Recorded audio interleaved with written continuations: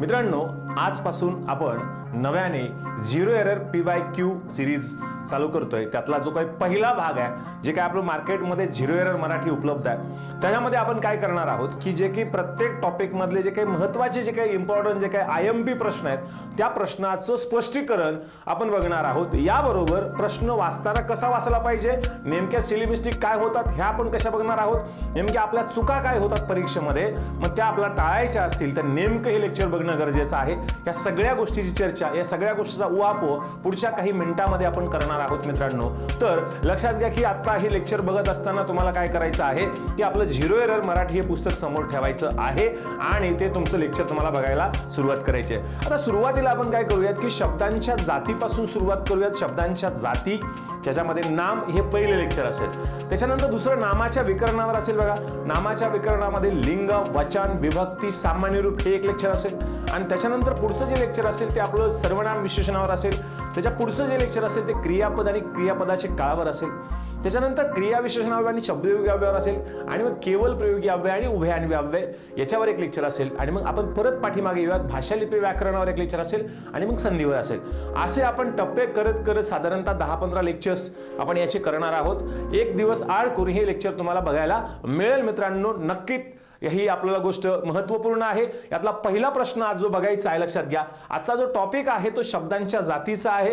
याच्यामध्ये शब्दांच्या जाती आणि नाम असे दोन घटक आपण याच्यामध्ये घेतोय। यातला पहिला प्रश्न जो आहे, दोन पद्धतीने प्रश्न विचारला होता परीक्षेमध्ये। बघा काय प्रश्न विचारला होता, नीट बघा, सूचना काय असतात आणि त्या सूचना आपण फॉलो काय केल्या पाहिजे। बघा, याच्यामध्ये विचारलं होतं शब्द जातीचे प्रमुख प्रकार किती। शब्द नीट लक्षात घ्या, प्रमुख प्रकार किती, संयुक्त गट क 2022 ला, आणि सगळ्यांनी उत्तर, जवळपास लोकांनी उत्तर लिहिली होती 8। आता हे चुकीचं आहे, कारण तुम्हाला प्रमुख प्रकार विचारलेले, लक्षात घ्या। बघा इथे तोच प्रश्न संयुक्त 2010 ला कसा वेगळा विचारला, शब्दांच्या जाती किती, तर त्यावेळेस त्याचं उत्तर 8 येतं। पण इथे प्रमुख प्रकार किती असा प्रश्न विचारल्यानंतर तुमच्या डोळ्यासमोर काय उभं राहिलं पाहिजे, शब्द हे वाक्यामध्ये विविध कार्य करतात, त्यावरून शब्दाच्या जाती तयार होतात। शब्दांचे कार्य वेगळे आहेत, प्रकार वेगळे आहेत आणि त्याच्या जाती आहेत। मग शब्दांच्या जाती किती आहेत, एकूण जाती 8 आहेत, शब्दांचे एकूण कार्य 8 आहेत आणि त्याचे प्रकार सुद्धा 8 आहेत, लक्षात घ्या। मग याचे पण शब्दांचे प्रमुख 2 प्रकार आहेत, एक म्हणजे सव्यय, कुठला, पहिला जो आहे तो असणार आहे सव्यय, लक्षात घ्या। याला सव्ययला आपण म्हणूया सविकारी। ओके, आता हा सव्यय सविकारी आहे म्हणजे काय, आता सव्यय कोण आहेत बघा, नाम आहे, सर्वनाम आहे, ओके, सर्वनाम आहे, नंतर तिसरा जो आहे विशेषण आहे आणि चौथा जो आहे तो आहे धातू। आता बरेच लोक याला क्रियापद म्हणतात कारण ती मूळ जात धातू आहे आणि क्रियापद हे पद आहे, लक्षात घ्या। कारण वाक्यात जेव्हा शब्दाचं रूपांतर होतं, शब्दाला धातूला प्रत्यय लागतात, तेव्हा त्या वाक्यातील शब्दाला जे काही प्रत्यानित होतात त्याला आपण काय म्हणतो, पद म्हणतो। म्हणजे विकृती जी असते ते पद असतं, लक्षात घ्या। मग धातू ही जाते, क्रियापद हे पद आहे, लक्षात घ्यायचं आहे। ही झाली सव्यय सविकारी, याला सविभक्तिक अशी पण जात म्हणतात, हे एक मुख्य प्रकार आहे। दुसरा आहे अव्यय। आता हे अव्यय किंवा अविकारी जे आहे याला अविभक्तिक पण असं म्हणतात, लक्षात घ्या, अविभक्तिक पण असं म्हणतात। मग या ठिकाणी जर बघितलं तर हे कोणत्या कोणत्या आहेत बघा, इथे बघितलं आपण क्रिया विशेषण अव्यय, दुसरा आहे शब्दाला जोडून येत त्याला शब्दयोगी अव्यय म्हणतात, आणि तिसरा जो आहे तो आहे उभयान्वयी अव्यय, आणि चौथा जो आहे तो आहे केवल प्रयोगी अव्यय। म्हणजे वेगवेगळ्या पद्धतीनं शब्द वाक्यात कार्य करतात, ती कार्य 8 आहेत, प्रकार 8 आहेत आणि शब्दांच्या जाती 8 आहेत। पण शब्दाचे प्रमुख प्रकार हे 2 आहेत। हा शब्द फार महत्त्वाचा आहे, 2 म्हणजे प्रश्न वाचताना आपलं नेमकं चुकतंय काय हे बघितलं पाहिजे। शब्द जातीचे प्रमुख प्रकार किती, शब्दांच्या जाती किती, हा प्रश्न या ठिकाणी बघणं गरजेचं आहे, तुलनात्मक। म्हणून मी सांगतो की बरेच मुलं काय म्हणतात की सर ते पुस्तक फार मोठं होतं, बरोबर का, असं कुठं झालंय का की अतिरिक्त अभ्यासामुळे कोणाच्या डोक्याचा स्फोट झालाय म्हणून कधीतरी कुठेतरी ऐकलं का अभ्यासिकेमध्ये, तर नाहीये मित्रांनो। म्हणून तुम्हाला मी सांगतो की 1984 पासून आतापर्यंत प्रत्येक टॉपिकवरचा प्रत्येक प्रश्न हा महत्त्वाचा आहे, रिपीट येऊ द्या, त्याचं स्पष्टीकरण वाचा, वाचलं पाहिजे। याचा फायदा काय होणार आहे, तुमचा तो घटक, त्या घटकाचं दृढीकरण, त्याचं फाउंडेशन हे मजबूत होणार आहे। हे लक्षात घ्यायचं आहे. त्यामुळे तुम्हाला तो प्रश्न व्यवस्थित अभ्यासायचा आहे हे लक्षात घ्या. प्रश्नाचं ज्याची प्रश्नावर पकड तो सक्सेस. लक्षात घ्या, मराठीमध्ये 40 मार्क असून चालणार नाही. मराठीत आपला पैकीच्या पैकी मार्क्स आणायचे आहेत आणि मग त्यासाठी आपल्याला महत्त्वाचं काय तर आपलं PYQ. आणि PYQ साठी काय आहे तर चारही पर्यायाचं विश्लेषण देणारं एकमेव पुस्तक महाराष्ट्रातलं ते म्हणजे झिरो एरर. हे लक्षात घ्या. आता पुढचा जो प्रश्न विचारलाय बघा, काय प्रश्न आहे, पुढीलपैकी चुकीची वाक्य सांगा असं विचारलंय. STI 2018 प्रश्न विचारलाय. आता या ठिकाणी जर बघितलं मित्रांनो, STI 2018 हा प्रश्न विचारलाय. शब्दांच्या 8 जाती आहेत. किती आहेत? नाम, सर्वनाम, विशेषण, धातू म्हणजे क्रियापद, क्रियाविशेषण अव्यय, शब्दयोगी अव्यय, उभयनिष्ठ अव्यय, केवल प्रयोगी अव्यय, ह्या 8 जाती आहेत. करेक्ट. मग याच्यावरून शब्दाची कार्य किती आहेत? 8 प्रकारचे आहेत. शब्दांचे प्रकार किती आहेत तर 8 आहेत. हे 3 वाक्य लक्षात ठेवायचे. शब्दांच्या एकूण जाती 8, एकूण कार्य 8, एकूण प्रकार किती 8 आणि शब्दाचे प्रमुख प्रकार किती 2 आहेत. हे एक डोक्यात तुमच्या ठेवायचं आहे. आता पुढे बघा, एकच शब्द निरनिराळ्या वाक्यात एकच कार्य करतो का तर नाही. एकच नाही, शब्द नीट वाचायचा, वेगवेगळे कार्य करतो. उदाहरणार्थ काय, पक्षी झाडावर आहे. कुठे आहे? झाडावर आहे. मग झाड याला शब्दाला जोडून येणाऱ्या अव्ययाला शब्दयोगी अव्यय म्हणायचं. मग इथं झाडावर शब्दयोगी अव्यय. पंखावर आहे, इथं कुठे आहे? पंखावर आहे. स्थळ सांगितलंय क्रियेचं म्हणजे क्रियाविशेषण अव्यय नाही का. तू त्याला वर म्हणजे लग्न कर क्रियापद आहे नाही का. दशरथाने कैकेयीला 2 वर दिले नाम आहे. म्हणजे एकच शब्द वाक्यात वेगवेगळं कार्य करतं त्याला म्हणायचं. बघा, एकच शब्द निरनिराळ्या वाक्यात एकच कार्य करतं का वेगवेगळं कार्य करतं, हा शब्द चुकीचा आहे. मग जात बदलली तरी अर्थ बदलत नाही? बदलतो ना. अर्थ का बदलणार नाही?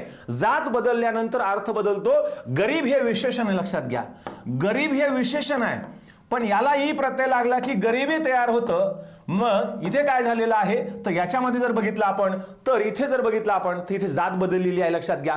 म्हणजे काय तर हे बघा, या ठिकाणी उत्तर काय बरोबर असणार आहे? अ आणि ब बरोबर असणार आहे. जात बदलली तरी अर्थ बदलत नाही. इथे विशेषण आहे, इथे नाम येतं, अर्थ बदलत असतो, लक्षात घ्या. अर्थ बदलतो. ओके, पुढे बघा, राजा साधूजवळ नेहमी वर मागे. काय मागे? वर म्हणजे आशीर्वाद मागे, बरोबर का. मग या वाक्यात जर बघितलं तर इथे काय असणार आहे लक्षात घ्या. आणि मागे आणि साधू गेले त्याचा आशीर्वाद मागे राहिला. कुठे राहिला? मागे राहिला. पहिल्या वाक्यात मागण्याची क्रिया आहे म्हणजे मागे हे क्रियापद आहे. पहिल्या वाक्यात क्रियापद आलंय, बरोबर आहे. इथे पण आलंय, इथं पण आलंय. पण दुसरा बघितलं पाहिजे, शब्दाला जोडून आलं का नाही, म्हणून हा पर्याय गेला, हा पर्याय गेला. राहिला प्रश्न काय आहे? इथे पण आहे, हे नाम आहे का? नाही. मग मागे राहिला, आशीर्वाद मागे राहिला. मग या ठिकाणी जर बघितले कुठे राहिला तर मागे राहिला, हा कालवाचक क्रियाविशेषण अव्यय येतो. म्हणजे याचं उत्तर काय असणार आहे? क्रियापद असणार आहे, लक्षात घ्या. उत्तर 2 आपला सांगता येईल. प्रश्न नीट वाचायचा. दोन्ही वाक्यातील मागे हा शब्द अनुक्रमे काय म्हणून आलेला आहे.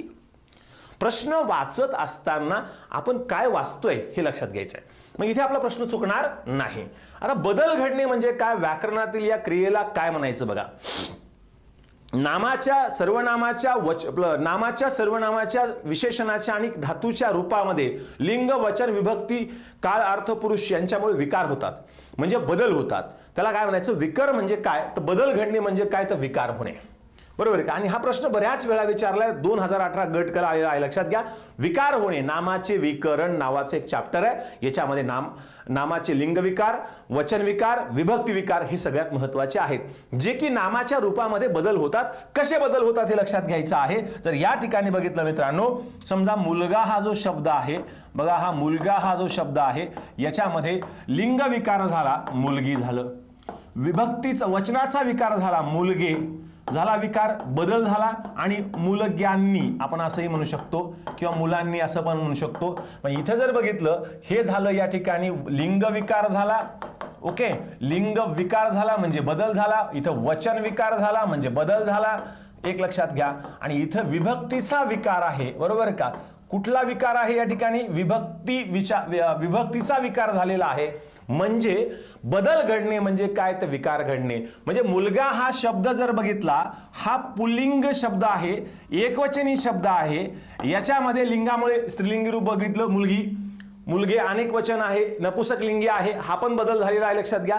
नामाच्या रूपात जो बदल होतो, बदल घडणे म्हणजे काय तर विकार होणे, हा एक मुद्दा तुम्हाला लक्षात ठेवायचा आहे. आता या ठिकाणी जर बघितलं मित्रांनो तर प्रश्न काय विचारला बघा, कर सहाय्यक हे शब्दांच्या जातीमध्ये समग्र जे काही प्रश्न विचारले ते आपण घेतले बघा याच्यामध्ये. आता प्रश्न नीट वाचा. हा कर सहाय्यक 2014ला प्रश्न विचारलेला आहे. काय प्रश्न आहे बघा, शब्दाच्या मूळ रूपाचं बदललेलं रूप म्हणजे विकृती. मूळ शब्द म्हणजे प्रकृती हे डोक्यात ठेवा. मूळ शब्द म्हणजे काय, प्रकृती. लक्षात घ्या, मूळ शब्द या शब्दाचा अर्थ लक्षात घ्या, प्रकृती. बरोबर का, प्रकृती. आणि या रूपात जो काही बदल झाला ना त्या बदलाला म्हणायचं विकृती. बरोबर का. उदाहरणार्थ कुत्रा हा काय असणार आहे, मूळ शब्द आहे. लक्षात घ्या. आणि वाक्यात घेतलं की कुत्र्याला, हा जो बदल झालाय त्या बदलाला म्हणायचं विकृती. हे शब्द फार महत्वाचे आहेत. प्रकृती म्हणजे काय, तो मूळ शब्द. जेव्हा त्याचा वापर वाक्यामध्ये होतो त्याच्यात बदल होतो त्याला म्हणायचं विकृती. विकृती म्हणजे विकार होणे, म्हणजे बदल होणे. आणि त्या बदलाला पद म्हणायचं. थोडक्यामध्ये विकृतीलाच पद असं म्हणतात, हे लक्षात घ्या. मग इथे प्रश्न विचारत असताना तुम्हाला फिरवलेलं आहे, घुमवलेलं आहे. नीट बघा. आता तुम्हाला विचारलंय का योग्य पर्याय, शब्दाच्या मूळ रूपाचे बदललेले रूप. मूळ रूपात बदललेलं रूप म्हणजे विकृती होय. तेच बघा या ठिकाणी प्रकृतीला प्रत्यय लागून जे रूप तयार होतं त्याला विकृती असं म्हणतात. सेम वाक्य आहे, फक्त शब्दांची हेराफेरी केलेली आहे. मूळ शब्दाला प्रकृती म्हणतात, मग प्रकृतीला प्रत्यय लागला ला, मग मूळ प्रकृतीला प्रत्यय लागून जे रूप तयार झालं त्याला विकृती असं म्हणतात. म्हणजे अ आणि ब बरोबर आहे. तुमचा जेव्हा संकल्पनात्मक अभ्यास चांगला असेल, प्रश्नावर चांगली पकड असेल, तर एकही प्रश्न जाणार नाही, हे लक्षात घ्यायचं आहे. ओके. आता पुढचा प्रश्न बघा. प्रश्न आहे नामाच्या व्याख्येच्या संदर्भामध्ये. व्याख्येवर प्रश्न विचारले जातात हमखास. मोहरा वाळंबेमध्ये ज्या काही व्याख्या आपण ऍड केल्या होत्या बघा, त्या व्याख्या आपण लक्षात घेऊया शकतो की याच्यामध्ये प्रत्यक्षात असणाऱ्या वा कल्पनेने जाणलेल्या वस्तूंना किंवा त्यांच्या गुणधर्मांना जी नावे दिलेली असतात त्यांना व्याकरणात काय म्हणतात, तर नाम म्हणतात. आता कल्पनेने जाणलेल्या म्हणजे काय, म्हणजे मी काही जे काही प्रत्यक्षात माझ्या डोळ्यांनी जे दिसतंय, आता समजा आपल्या वर्गामध्ये मुलं आहेत, मुली आहेत, बाकडे आहेत, पंखे आहेत, भिंती आहेत, फळा आहे, खडू आहे, पेन आहे, ह्या सगळ्या गोष्टी डोळ्यांनी दिसतात म्हणजे प्रत्यक्षात असलेल्या. कल्पनेने जाणलेल्या म्हणजे काय, जेव्हा आपल्या मनामध्ये मनचक्षु पुढे काही आपण विचार करतो, भूत, स्वर्ग, देव, हे आपण बघितलं का, कल्पनेने जाणलेलं आहे. मग प्रत्यक्षात असलेल्या किंवा कल्पनेने जाणलेल्या वस्तूंना, पदार्थांना किंवा त्यांच्या गुणधर्मांना. आता राम नावाचा मुलगा आहे, मुलगा हे सामान्य नाम आहे, राम विशेष नाम आहे आणि त्याला आला राग. मग त्या रामचा जो राग आहे तो गुणधर्म आहे. आणि मग त्याला काय आपण जे नाव दिले त्याच्या गुणधर्माला सुद्धा आपण नाव दिले. म्हणजे प्रत्यक्षात असलेल्या किंवा कल्पनेने जाणलेल्या वस्तूंना, पदार्थांना किंवा त्यांच्या गुणधर्मांना जी काही सर्वसामान्य नावे दिली जातात त्यांना आपण नाम असं म्हणतो. थोडक्यात बारसं. ओके. आता बघा, ही व्याख्या लिपिक 13ला आली होती आणि सेम 10 वर्षानंतर संयुक्त क ला वेगळी व्याख्या विचारली होती. अरविंद मंगळूकरांची व्याख्या होती. बघा काय व्याख्या होती, वास्तव अथवा मानस सृष्टीतील. वास्तव म्हणजे प्रत्यक्ष. वास्तव म्हणजे काय, प्रत्यक्ष म्हणजे डोळ्यानं दिसणारी. मग तुम्हाला जे जे डोळ्यानं दिसतं ते म्हणजे मानस सृष्टीतील. बघा, अथवा मानस सृष्टीतील. मानस सृष्टी म्हणजे कोण, अप्रत्यक्ष, अमूर्त, आपण असं म्हणूयात, अमूर्त, नाही का, मानस म्हणजे मानलेली. आता डोळ्याने दिसणारी म्हणजे इंद्रिय गम्य. आणि दुसरी जी आहे ते मनोरम्य. मनोरम्य म्हणजे मनात रम्य तयार होणारी, मनात तयार होणारी चित्र. लक्षात घ्या, मनात तयार होणारे.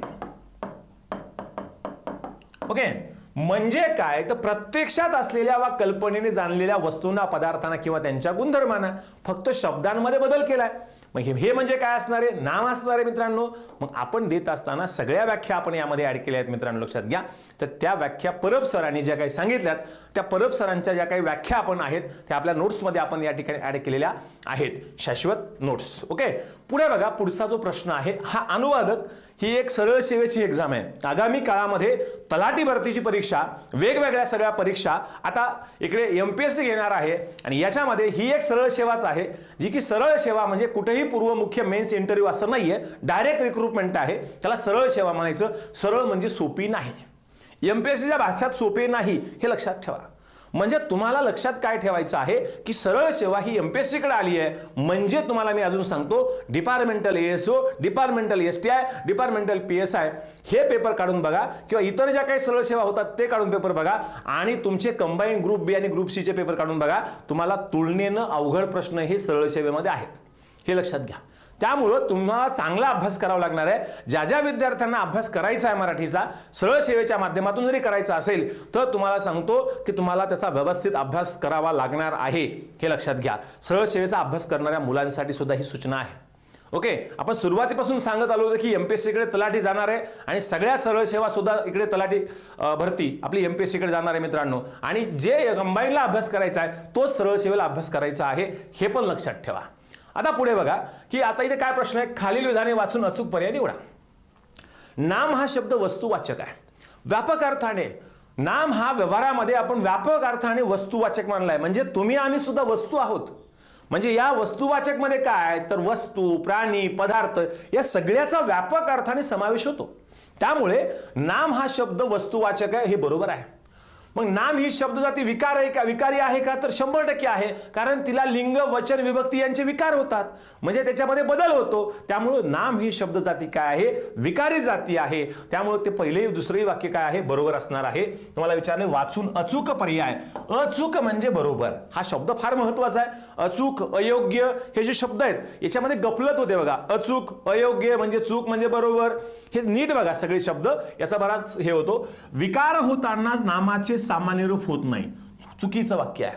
विकार होत असताना, विकार म्हणजे नामाच्या रूपात बदल होत असताना, नाम जे आहे झाड, झाड या शब्दाला जेव्हा वर लागला किंवा ला लागला तेव्हा नामाच्या रूपामध्ये बदल 100% होतो. झाडावर किंवा झाडाला असं आपण ज्यावेळेस म्हणतो त्यावेळेस झाडा किंवा झाडा या ठिकाणी हा बदल झालेला आहे. बरोबर आहे, हे लक्षात घ्या. म्हणजे इथे विकार होत असताना नामाचं सामान्य रूप 100% होतं. क्लिअर. आता याच्यानंतर पुढचा जो मुद्दा आहे बघा, प्रश्न अनुवादक 25 ला आपण देत असताना आपल्या 0 एरर मध्ये स्पष्टीकरण बघा. हा प्रश्न आहे, नाम हा शब्द वस्तुवाचक आहे, त्याचं स्पष्टीकरण देत असताना तिथे संदर्भ व्यवस्थित दिलेला आहे. म्हणजे तुमचा मुद्दा तुम्ही कुठलाही क्लास जरी नाही केला तरीही तुम्हाला क्लास न करता आपल्या पुस्तकातल्या संकल्पना जी इंजिनिअरिंग रिव्हर्स मेथड जी आहे त्या रिव्हर्स मेथडच्या माध्यमातून तुमचा खूप चांगल्या पद्धतीनं या स्पष्टीकरण जरी वाचलं आणि त्याचा तुम्हाला अर्थ समजला तरी तुम्ही पास व्हाल मित्रांनो. तुम्हाला खूप बेस्ट हे जे काही आहे ते पुस्तक आपण स्पष्टीकरण देण्याचा प्रयत्न या ठिकाणी केलेला आहे. हाच प्रश्न राज्यसेवा 19 ला वेगळ्या पद्धतीने विचारला होता. तो प्रश्न कसा कॉपी झालाय जरा बघा की हा प्रश्न इथे जर बघितला आपण तर हा एक शब्द आहे, हा एक शब्द आहे आणि याच्यातून या दोन वाक्यातून इथे तिसरा शब्द तयार झाला, तिसरा पर्याय कसा तयार झाला बघा.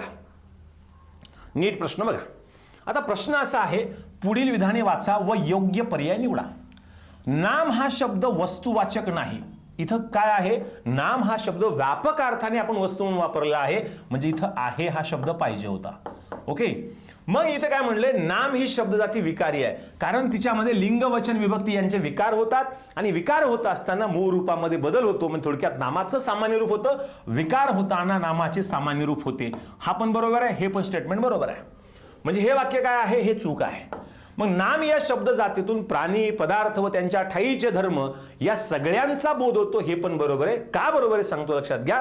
म्हणजे नाम ह्या शब्दातून जर बघितलं आपण, मग या ठिकाणी प्राणी कोण असणार आहे, आता बघा गाय, बैल, बरोबर का, गाय, बैल, सिंह, हत्ती, नाही का.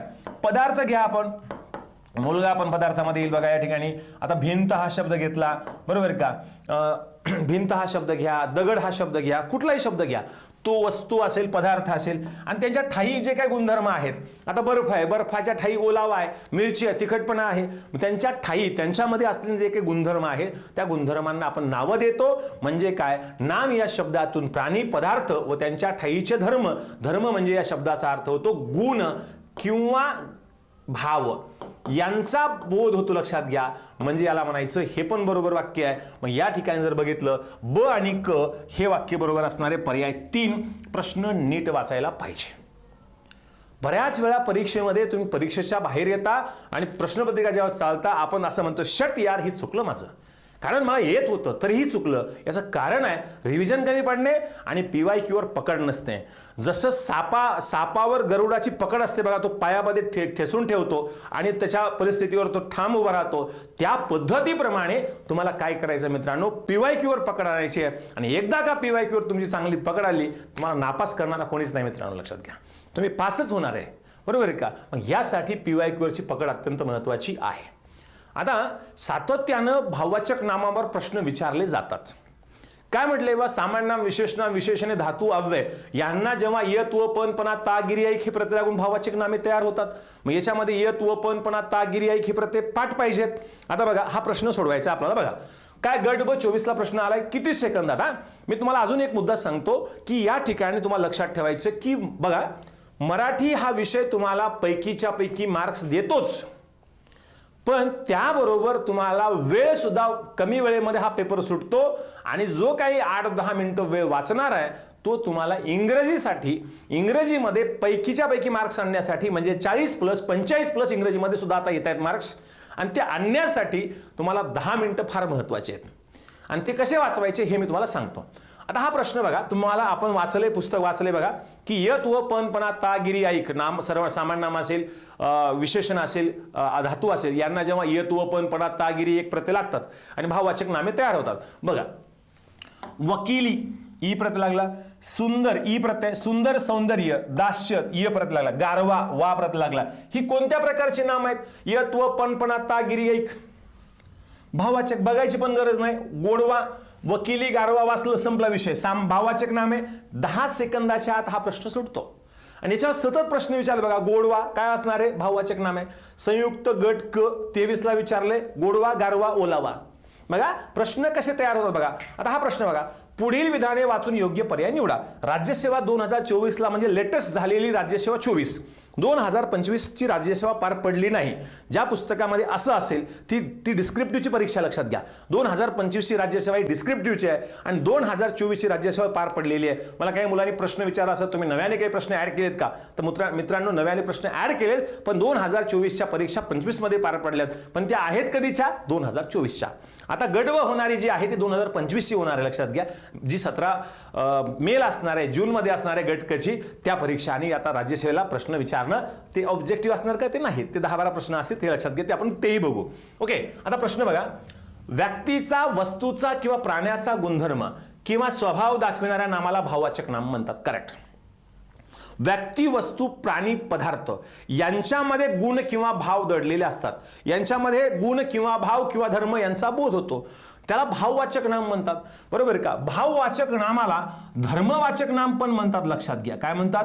धर्मवाचक नाम म्हणतात. बरोबर का. म्हणजे भाववाचक नाम हे दादोबा पांडुरंग तर्खडकर म्हणाले, धर्मवाचक नाम मुके दामले म्हणालेत, आणि याला गुणवाचक नाम सुद्धा म्हणले गोडबोले. बरोबर का. गुणवाचक नाम नावाचे गोडबोले नावाचे व्याकरणकार म्हणतात. म्हणजे भाववाचक नामाला पर्यायी शब्द किती आहेत? धर्मवाचक नाम आहे, गुणवाचक नाम आहे, हे लक्षात घ्या. हे 3 नावं तुम्हाला माहित पाहिजे, म्हणजे भावाचा, गुणाचा आणि धर्माचा बोध होतो, पण ही नावं पाडलेली आहेत. ओके. आणि मराठीमध्ये जे निकनेम असतात, जे काही ऑड नावं आहेत, ते लक्षात ठेवायचे आहेत. आता बघा पुढचा प्रश्न, भाववाचक नामास धर्मवाचक नाम म्हणतात. आलं मुद्दा या ठिकाणी क्लिअर. म्हणजे हे पण बरोबर आहे, हे पण बरोबर आहे. भय, हुशारी, चातुर्य ई प्रत्यय, य प्रत्यय लागला. मग ही भाववाचक नामे आहेत का? आहे. भय भीती, आनंद, दया, शौर्य, कौर्य, ममत्व, प्रेम, नाही का, खारटपणा, आंबटपणा, तिखटपणा, ही जी काही उदाहरणं सांगता येतील. आणि त्याबरोबर व्यक्तीच्या बाबतीमध्ये स्थिती आणि क्रियादर्शक नामे भाववाचक नामाचं कार्य करतात. मग स्थिती बघितलं, जन्म, बाल्य, तारुण्य, वार्धक्य, मरण, ह्या व्यक्तीच्या स्थिती आहेत. हास्य, धाव, उड्डाण, चोरी, नृत्य हे क्रियादर्शक नामे भाववाचक नामाचं कार्य करतात. असं एक वाक्य आलं, तिचे हास्य सुंदर आहे, हे भाववाचक नाम आहे, हास्य. बरोबर का. हे लक्षात ठेवायचं. म्हणजे या ठिकाणी ABC हे उत्तर बरोबर असणार आहे. प्रश्न नीट वाचा आणि उत्तर लगेच सुटतं. जरी विधानात्मक प्रश्न असला, ABC 1 2 3 4 असा जरी प्रश्न असला तर उत्तर तुमचं बरोबर येणार आहे. पुढे बघा, भाववाचक नाम साधण्यासाठी खालीलपैकी कोणते प्रत्यय वापरले जातात? बघा भाववाचक नामावर किती प्रश्न विचारलेत बघा. लेटेस्ट प्रश्न आहे हा, डिपार्टमेंटल PSI 23 ला विचारलाय. हा संयुक्त क 23 ला प्रश्न विचारलाय. हा सुद्धा भाववाचक नामावर आहे, त्या प्रत्ययावर प्रश्न आहे. परत बघा काय विचारले बघा, साधण्यासाठी कोणते प्रत्यय? यत व पण पणा, ई ता की, गिरी वा आई, म्हणजे सर्व पर्याय आला. एका सेकंदात प्रश्न कळतो. वाचताक्षरी म्हणजे हा पण आहे, हा पण आहे, हा पण आहे, म्हणजे उत्तर 4. गोल. चला पुढे, आपल्याला 5वा गोल करायचं काम नाही पडलं पाहिजे हे आपल्याला लक्षात ठेवायचं मित्रांनो. छातीठोकपणे सांगतो, मराठीमध्ये 50 पैकी 50 येण्यासाठी तुम्हाला 5वा गोल करायची गरज पडणार नाही, हे एक लक्षात घ्या. मी जे सांगतो त्या पद्धतीने करा. तुम्हाला 2 प्रश्न असे येऊ द्या जे आउट ऑफ द बॉक्स जाऊन विचारू द्या, तरी तुमचा प्रश्न बरोबर येणार. 5वा गोल करायची गरज पडणार नाही. ओके, मग त्यासाठी उताराचा अभ्यास कसा करायचा याचं सुद्धा एक सेशन आपण चांगल्या पद्धतीने घेऊयात. ते मार्चमध्ये नक्की घेऊयात, लक्षात घ्या. भाववाचक नामाचा आणि आतापर्यंत आपण ज्या आन्सर की दिल्या त्यामध्ये आपले उतारे चुकत नाहीत, लक्षात घ्या. बरोबर का. उतारे मी स्वतः अभ्यास केलेला आहे राज्यसेवेचा, त्यामुळे उतार्याचा प्रश्नच येत नाही, लक्षात घ्या. मग याच्यामध्ये भाववाचक नामाचा शब्दगट ओळखा. आता इथं पण आले, इथे पणा आले, पणा इथे काय आले, इथे पणा आलं. बरोबर आहे, इथं पण किंवा पणा जोडले. इथे जर बघितलं ई आले, इथं त्व जोडले, इथं य जोडले, म्हणजे पणा ई य त्व य हे काय असणारे भाववाचक नाम आहेत. म्हणजे सर्व पर्याय बरोबर असणारे उत्तर 4 आहे. बघायची पण गरज नाही. ओके, पुढचा प्रश्न बघा. योग्य विधान ओळखा. समुदायवाचक व पदार्थवाचक नामांना सामान्य नाम असं म्हटलं जातं. म्हणजे मराठीमध्ये, इंग्लिशमध्ये जर बघितलं, common noun, proper noun, abstract noun, material nouns आणि कलेक्टिव्ह नाउन्स असे 5 नामाचे प्रकार आहेत. पण मोरो केशव दामले यांनी, दादोबा पांडुरंग तर्खडकर यांनी 3 नामाचे प्रकार सांगितले. एक म्हणजे सामान्य नाम, विशेष नाम आणि भाववाचक नाम. सामान्य नामामध्ये पदार्थवाचक नामाचा आणि समूहवाचक नामाचा समावेश मोके दामले यांनी केला. मग मोके दामलेंचं वर्गीकरण थोडंसं वेगळं आहे. धर्मवाचक नाम आणि धर्मीवाचक नाम, त्याच्याकडे पण मी जाणार आहे. बरोबर का. मग या ठिकाणी पदार्थवाचक नाम आणि समूहवाचक नाम. समूहवाचक नाम म्हणजे काय, ज्यातून समूहाचा बोध होतो त्याला समूहवाचक नाम म्हणायचं. वर्ग, समिती, थवा, लष्कर, सैन्य ही एकवचनी असतात. त्यांचं अनेकवचन होऊ शकतं, पण ही एकवचनी असतात. पदार्थवाचक नाम म्हणजे काय, ज्याचं मापन किलोग्रॅम, म्हणजे हे संख्येत मापन होत नाही. आपण सोन्याच्या दुकानात गेलो आणि त्याला म्हणलं 1 सोनं द्या असं म्हणणार नाही. आपण आताच्या काळात सोन्याच्या दुकानात गेल्यानंतर आपण त्याला म्हणू, सर सावकार जरा 10 किलो सोनं बांधा बरं, नाही का. शक्य आहे का. किलोग्रॅम, लिटर आणि मीटर यामध्ये याचं मोजमाप केलं जाते. परिमाप काय आहे, ते परिमाप आहेत. बरोबर का. मापण्यासाठी हे काय आहेत, बरोबर का, हे काय आहेत, परिमाण आहेत, लक्षात घ्या. परिणाम नाही, परिमाण आहेत, मोजण्यासाठी आहेत. हे परिमापक आहेत. हे राशीगण्य द्रव्यवाचक शब्द, लक्षात घ्या. मग याच्यामध्ये सोनं, चांदी, द्रव्य, आपलं दूध, साखर, कापड हे पदार्थवाचक नाम आहे. ओके, आता हे वाक्य बघा, खालचं वाक्य नीट वाचा. सामान्य नामे संख्येने मोजता येणारी असतात. काय आहे याच्यात, काय चुकले, बहुधा असा शब्द वापरलाय. काय वापरलाय, बहुधा हा शब्द इथे नाहीये, लक्षात घ्या. बहुधा म्हणजे काय, आता आपण 4 गायी, 5 सिंह, 10 पर्वत, 15 नद्या, तारे मोजता येणार आहे. असंख्य तारे आहेत. म्हणजे काही नामं मोजता येतात, पण काही नामे मोजता येत नाहीत. म्हणजे बहुधा ही नामे संख्येने मोजता येणारी असतात, सामान्य नामे. बहुधा हा शब्दामुळे हे विधान चुकलेलं होतं. पंचवटी, 5 वडांचा समूह हे सामान्य नाम आहे. हिमालय, हिम म्हणजे बर्फ, आलय म्हणजे वास्तव्य. ज्या ठिकाणी त्याचं वास्तव्य आहे त्याला हिमालय असं म्हणायचं. बघा, ही सामान्य नामे आहेत मूळची, पण विशेष नामासारखी वापरली जातात. नाशिक या ठिकाणी पंचवटी नावाचं एक ठिकाण आहे, ते विशेष नाम म्हणून वापरलंय. हिमालय नावाचा एक पर्वत आहे, एका पर्वताचं नाव हिमालय दिलंय, ते विशेष नाम म्हणून वापरलेलं, लक्षात घ्या. म्हणजे काही वेळा पंचवटी, हिमालय ही सामान्य नामे विशेष नामासारखी वापरली जातात. मग हे बरोबर आहे. अ आणि क हा पर्याय या ठिकाणी बरोबर असणार आहे. पर्याय 2 बरोबर असणार आहे मित्रांनो. आता हा प्रश्न आहे बघा, आयोग खोडकरपणा काय करतं, नीट बघा. आणि काही वेळा आयोग माघार पण घेत नाही, अशा वेळेस काय करायचं. शकूचा नवरा म्हणजे भोळा सांब आहे, या वाक्यातील सामान्य नाम ओळखा असा प्रश्न विचारलाय. आता बघा, या ठिकाणी सामान्य नाम, आता इथे नवरा सुद्धा येऊ शकतं. नवरा हे सामान्य नाम आहे, बरोबर का. आणि नवरा हे पण इथे प्रश्न विचारत असताना काही विशेष नामे वाक्यात सामान्य नामाची कार्य करतात. म्हणजे सांब म्हणजे कोण, सांब हा हे सामान्य नाम म्हणून आले, लक्षात घ्या. म्हणजे एकदम साधा, सोपा, साधा भोळा, सालस असा तो व्यक्ती आहे, त्याचा नवरा, बरोबर का. असं त्या ठिकाणी म्हणायचं होतं. जसं की त्यांचा मुलगा म्हणजे कुंभकर्णच. कुंभकर्ण हे विशेष नाम आहे, पण वाक्यामध्ये झोपाळू या अर्थाने आलेलं आहे. तसा इथे बिचारा, साधा भोळा या अर्थाने आलेला आहे, ते काय असणार आहे, सामान्य नाम असणार आहे. आता इथे बघा, हा प्रश्न माझं उत्तर जे होतं ते वेगळं होतं, पण आयोगाने याचं उत्तर काय दिलं हे लक्षात घ्या. संत भक्तीने देवाला वंश करतात या वाक्यातील अधोरेखित शब्दातील नाम ओळखा, बरोबर का. मग या ठिकाणी जर बघितलं, भक्त हा मूळ शब्द सामान्य नाम आहे, लक्षात घ्या. आणि याला ई प्रत्यय लागून भक्ती हा भाव आहे आणि ते भाववाचक नाम तयार होतं, असं याचं उत्तर यायला पाहिजे होतं. आयोगाने उत्तर सामान्य नाम दिलं होतं. अशा वेळेस काही करू शकत नाही, आपण चॅलेंज करू शकत नाही काही वेळा, मग असा एखादा प्रश्न सोडून द्यायचा. पुढे बघा, पुढील वाक्य वाचा. संयुक्त ब 2019ला प्रश्न विचारलाय बघा, नीट बघा की विशेषण साधित नामावर प्रश्न आहे. काय विचारले? पुढील वाक्य वाचा. संयुक्त गट ब 19ला, आंधळ्याला आरशाचा काय उपयोग? वाचताक्षणी कळलं पाहिजे. आंधळ्या माणसाला म्हणण्याच्या ऐवजी माणूस कसा आहे? आंधळा आहे. माणसाबद्दल अधिक माहिती आंधळा या शब्दाने सांगितली, म्हणजे आंधळा हे विशेषण आहे. आणि आंधळ्याला आरशाचा काय उपयोग असं म्हटले, म्हणजे कोणाला? आंधळ्याला, म्हणजे हे विशेषण साधित नाम आहे. लबाडांचं आमंत्रण जेवल्याशिवाय काय खरं? पेपरला बातमी असते, सरकार म्हणतं आम्ही कर्जमाफी करणार, पण काही नेते त्या टीका करताना असं म्हणतात की लबाडांचं आमंत्रण जेवल्याशिवाय काय खरं, म्हणजे लबाड व्यक्तीचं असं म्हणण्याच्या ऐवजी लबाडांचं असं म्हटलेलं आहे. मग लबाडांचं हा शब्द या ठिकाणी वापरला, म्हणजे अ आणि ब हे दोन्हीही काय असतात? विशेषण साधित नाम असतात. साधित नामाचे प्रकार आहेत बघा, विशेषण साधित, धातू साधित आणि अव्यय साधित. त्यातला हा कोणता आहे? तर विशेषण साधित आहे. म्हणजे काय? शहाण्या व्यक्तीला शब्दाचा मार, शहाण्याला शब्दाचा मार, बरोबर का? मूर्ख व्यक्तीला टोनप्याचा मार, मूर्खाला टोनप्याचा मार, बरोबर का? याला म्हणायचं विशेषण साधित नाम असं म्हणायचं. आता बघा हा प्रश्न बघा, डिपार्टमेंटल ASO 2019ला सरळ सेवा आहे. नीट बघा, व्यक्तींना वस्तूंना ठेवलेली नामे विशेष नाम जी केवळ खुणेसारखी असतात, ती एकत्व सूचक असतात, ज्यांचं अनेक वचन शक्य नसतं.